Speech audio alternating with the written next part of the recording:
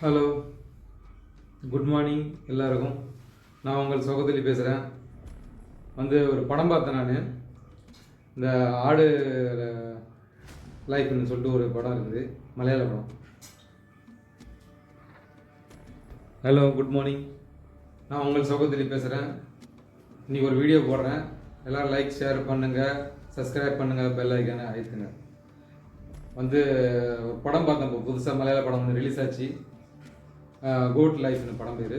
அந்த படம் பார்த்த உடனே எனக்கு நான் வெளிநாட்டுக்கு போய் நான் கஷ்டப்பட்ட இதெல்லாம் எனக்கு ஞாபகம் வந்துச்சு.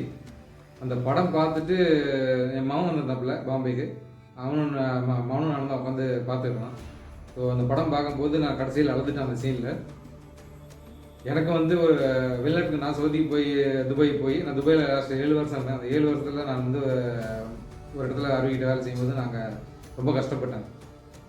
அந்த அரபியை இந்தியாவிலேருந்து டிரைவர் வேலைக்குன்னு சொல்லி நான் அழைச்சிட்டு போனாப்புல. நான் ஒரு சொந்தக்காரங்க மூலிமா, ஏஜென்ட் மூலிமா அந்த விசாவில் போனேன். மார்க்கெட்டுக்கு போகலான்ட்டு அப்படி வெளியில் போயிட்டு இருக்கும்போது என் கபில் அரபி முன்னாலேருந்து ஒன்றா காரில் வந்த உடனே வக்கப் அப்படின்னா, வக்கப்னா நின்ற உடனே என்ன சொன்னால், வேன் அந்த புலுஸ் மாஃபியா ஆச்சு கம்மாலியும் கலாஸ், அதை எத்தனை நாள் ஆச்சுன்னு புலுஸ் பைசா பணம் தரல அப்படின்னு நான் சொன்னேன். ஆனால் மாஃபி புலுஸ் எனக்கே பார்த்து புலுஸ் கொல்ல என மாஃபி புலுஸ் அப்படின்னு மாஃபியாத்தி புலுஸ் அப்படின்னு சொல்லிட்டு அப்படியே எட்டி வண்டியில் உட்காந்துட்டு இப்படி காலர் பிடிச்சிட்டான். காலர் பிடிச்சிட்டும் எனக்கு கோபம் அதிகமாக வரும். நான் எதுவும் பேசலை. ஏன்னா அவங்க நாட்டில் நம்ம ஒன்றும் செய்ய முடியாது. அவங்க அற விட்டாலோ அடித்தாலோ நம்ம எதுவுமே செய்ய முடியாது. நம்ம அந்த அடியை வாங்கி தான் ஆகணும். அந்த அடியை வாங்கி தான் ஆகணும். நம்ம இனிமேல் இங்கே இருந்தால் பிரச்சனை உருவாயிடும். நம்ம இனிமேல் இங்கே இருக்கக்கூடாதுன்னு சொல்லிட்டு நைட்டாக நான் அந்த இங்கேருந்து திருட்டுத்தனமாக நான் ஓடிட்டேன். ஓடிட்டேன். தாய்ப்புல யாருமே இல்லை. எனக்கு ஒரு ஃப்ரெண்டோட மூலியமாக நான் அங்கே போய் தங்கியிருந்தேன். அவரது இந்தியாக்காரர், தமிழ்காரர், ஒரு பார்பர் ஷாப் வச்சுருந்தார். அவர்கிட்ட போய் கெஞ்சி கொடுத்தாடி இந்த மாதிரி நான் ஓடி வந்துட்டேன், என் கப்பில் இந்த மாதிரி பிரச்சனை பண்ணுறேன், அதனால் இருக்க முடியாது அங்கே, இனிமேல் இருந்த சண்டை ஆகிடும் அப்படின்னு சொல்லிட்டு நான் ஏதாவது கை நோங்கிட்டேன் அப்படின்னாக்கா வாழ்க்கை பூரா என்னை ஜெயிலில் போட்டுருவான். ஏன்னா அவன் தம்பிக்காரன் ஒரு போலீஸ்காரன், தம்பிக்காரன் போலீஸ்காரன், நம்ம பகச்சிக்க முடியாது அப்படின்னு சொல்லிட்டு ஊரை விட்டு நான் ஓடிப்பாங்க. அவர் எனக்கு இடம் கொடுத்தாரு, சாப்பாடு தண்ணி எல்லாம் கொடுத்தாரு. அவர் நல்லா இருக்கு. தங்கறதுக்கு இடம் கொடுத்தாரு, ஒரு இடத்துல வேலை வாங்கி கொடுத்தாரு. ஒரு பில்டிங் கன்ஸ்ட்ரக்ஷனில் வேலை செஞ்சாங்க. அங்கே என்ன வேலை, மேசன் கூட கட்டட கட்டுற வேலையில் நம்ம ஹெல்ப்பராக வேலை செய்யணும். சிமெண்ட்டு 4 மாடி நான் தூக்கிட்டு ஏறினேன். முதல்ல சிமெண்ட்டு தூக்கி தலையில் ஏறுனேன்.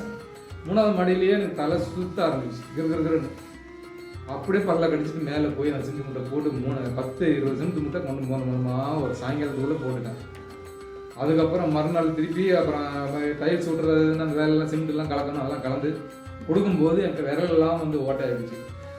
இந்த சிமெண்ட்டை கையில் அள்ளும்போது அள்ளி போடும்போது அந்த சிமெண்ட் தண்ணியில் இருக்கும்போது விரலெல்லாம் ஓட்டையாகிடுச்சு. நைட்டுக்கு வந்தால் சாப்பிட முடியல. அப்புறம் மெடிக்கல்லேருந்து ஒரு ஆயில்மெண்ட் ஒன்று வாங்கி தடவி அப்புறம் மறுநாள் கொஞ்சம் சுமார் ஆனதும் அப்புறம் வேலைக்கு போடும். இந்த மாதிரி ஒரு மாதம் தான் வேலை செஞ்சேன். எப்படி கஷ்டப்படுறாங்கன்றத அந்த ஒரு சப்ஜெக்ட் அது. ஏன்னா நானும் கல்ஃபில் 11 வருஷம் இருந்தேன். சவுதி, துபாயில் இருந்தேன். ஆனால் 7 வருஷம் நான் துபாயில் இருந்தேன். ஒரு 2-3 கம்பெனியில் நல்ல இடமா அமைஞ்சது, கம்பெனியில் நல்ல வேலை செஞ்சேன். ஆனால் கடைசியாக நான் ஒரு கம்பெனிக்கு போனேன். அந்த கம்பெனியில் ஒரு சொந்தக்காரங்க மூலிமா நான் போனேன். சொந்தக்காரங்க மூலிமா அந்த விசாவில் டிரைவர் விசான்னு சொல்லிவிட்டு நான் போனேன், டிரைவர் வேலைக்கு போனேன். ஆனால் அங்கே போன பின்னாடி ஷோரூமில் என்னை விட்டாங்க. ஒரு ஷோரூம் 10 ரியால், 20 ரியால், ரியால் திராம், 10 திராம், 20 திராம் அப்படின்ற பொருள் அதில் மேக்கப் செட்டு அது இது எல்லாம் லேடிஸ் ஐட்டம் இருக்குது.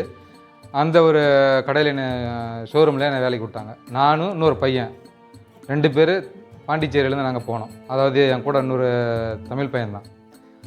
சேம் சிறு வயசு பையன். இந்த படத்தில் எப்படியோ சேம் ஏஜ், சேம் நாங்கள் 2 பேரும் அதே மாதிரி தான். என் கூட ஒரு பையன், சிறு வயசு பையன். அவன் லேபராக வந்தான். நான் டிரைவராக வந்தேன். அங்கே போன பின்னாடி சொன்னது ஒன்று, நடந்தது ஒன்று. அங்கே போன பின்னாடி ஷோரூமில் விட்ட மாதிரி, சரி ஷோரூம் தானே நடக்கும் அப்படின்னு சொல்லிட்டு நான் கொஞ்ச நாளில் உனக்கு வண்டியும் தருவேன். ஷோரூமில் சரக்கு வாங்கிட்டு வரணும், கொண்டு மாலெலாம் வாங்கிட்டு கடையில் வைக்கணும், அதுக்கு உனக்கு நான் டிரைவர் வேலை அப்புறம் மேலே தருவேன். ஆனால் இப்போ ஆரம்பத்தில் கொஞ்ச நாள் நீ ஷோரூமில் வேலை பாரு அப்படின்னாப்புல. நான் சரி பார்க்குறேன் அப்படின்னு சொன்னேன். அப்போ ஆரம்பித்த பின்னாடி ஒரு 7-8 மாதம் வந்துக்கிட்டு அப்படி போயிட்டு இருந்தது. ஆனால் ஸ்லோவாக போய்ட்டு இருந்தது, வியாபாரம் இல்லை அவ்வளோவா. அப்புறம் 8 மாதம் கழிச்சு கபில் சொல்லிட்டான், வியாபாரமே இல்லை, நான் வந்து கடையை மூட போகிறேன் அப்படின்னு சொல்லிட்டு கடையை மூடிட்டான். எல்லா பொருளும் கொண்டு போய் வேறு ஒரு பெரிய ஷோரூமில் கொண்டு போய் வாங்கின வேலைக்கு வந்து எல்லாம் விற்றுட்டான்.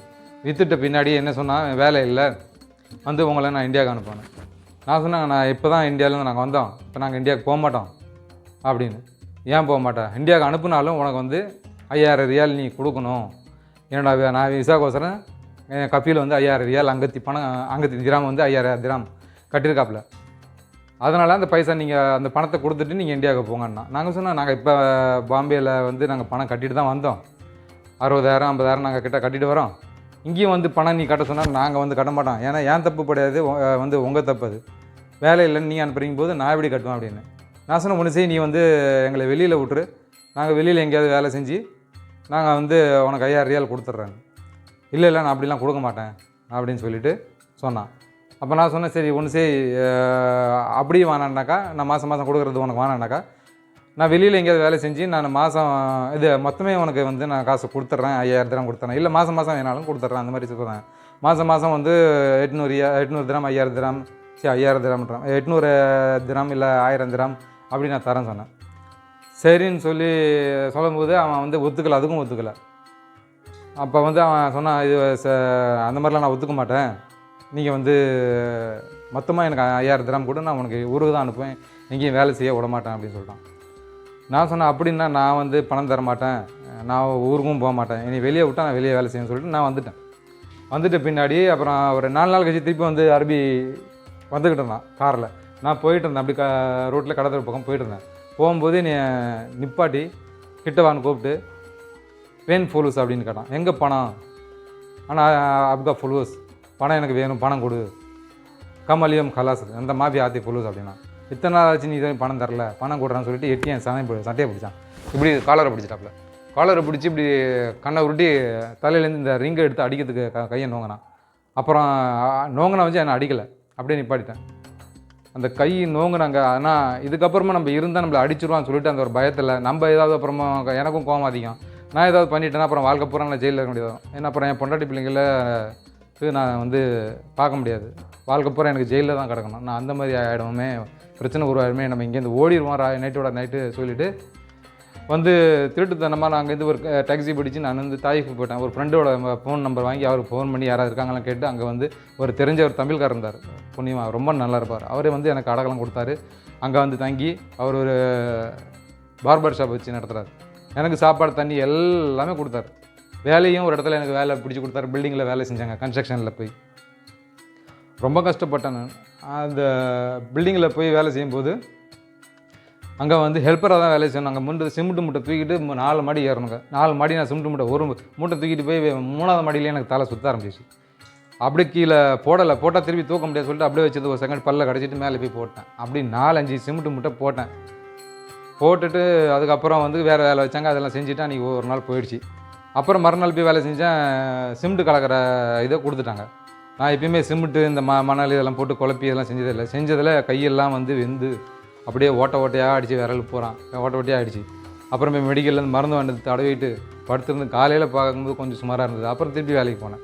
அப்படி ஒரு வாரம் அந்த மாதிரி கஷ்டப்பட்டேன். ஒரு வாரமாக அந்த விரல் பூரா அப்படி ஆகிடும், அப்படி சாப்பிட முடியாது என்னால், அந்த விரல்லாம் அப்படி கஷ்டப்பட்டுங்க. அதனால் தயவுசெய்து வந்து யாரும் வெளிநாட்டுக்கு போகணுன்னா ஏஜென்ட் மூலிமா போங்க. பெரிய பெரிய ஏஜென்ட் மூலிமா போகாதீங்க, பெரிய பெரிய ஆஃபீஸ் இருக்கும், டேரெக்டாக ஆஃபீஸில் போய் காண்டாக்ட் பண்ணி ஆஃபீஸ் மூலிமா போங்க. ஏஜென்ட் மூலிமா போகாதீங்க. ஏஜென்ட் மூலிமா போய் தான் நான் மாட்டிக்கிறேன்.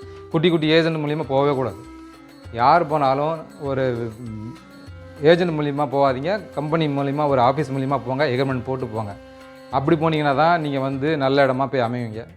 தெரிஞ்சவங்க மூலிமா யாராவது சொந்தக்காரங்க அங்கேருந்து விசா அனுப்புகிறாங்க, அவங்க மூலிமா போனால் இப்படி தான் மாட்டுவோம். அதனால் ஒட்டகம் மேய்க்க விட்ருவாங்க, ஆடு மேய்க்க விட்ருவாங்க. அப்புறம் சாப்பாடு தண்ணி இல்லாமல் அந்த படத்தில் உள்ள மாதிரி ஆகிடுங்க. அப்புறம் நமக்கு பாலைவனத்தில் கொண்டு போட்டால் பாலைவனம் ரொம்ப பெருசுங்க. நம்ம மாதக்கணக்கில் 4 மாதம் நம்ம சிட்டிக்கு வரணுன்னா கூட நம்ம நடந்து வந்தாலும் வர முடியாது, அவ்வளோ நாள் ஆகும். அந்த மாதிரி அந்த படத்தில் பார்த்த உடனே எனக்கு அழுவாத்திரம் அங்கேயே உட்காந்து நான் அழுவ ஆரம்பிச்சிட்டேன். என் மாமன் கேட்குறேன், என்னப்பாச்சு. ஒன்றும் இல்லைப்பா, எனக்கு பழைய ஞாபகம் வந்துடுச்சுன்னு சொல்லிவிட்டு நான் அப்படியே அழுதுட்டேன். அந்த மாதிரி தயவுசெய்து யாருமே ஆஃபீஸ் மூலிமா போங்க. இது வந்து எல்லாருக்கும் ஷேர் பண்ணுங்கள், பெல் ஐக்கன் அழுத்துங்க, எல்லாத்துக்கும் ஷேர் பண்ணுங்கள். இந்த படம் பார்த்தாவது யாருமே ஏஜென்ட் மூலிமா போகாதீங்க, ஆஃபீஸ் மூலிமா போங்க, கம்பெனிக்கு போங்க. இந்த RBDB மாட்டிக்காதீங்க.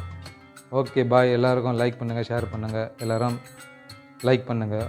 ஓகே, முடிக்கிறேன்.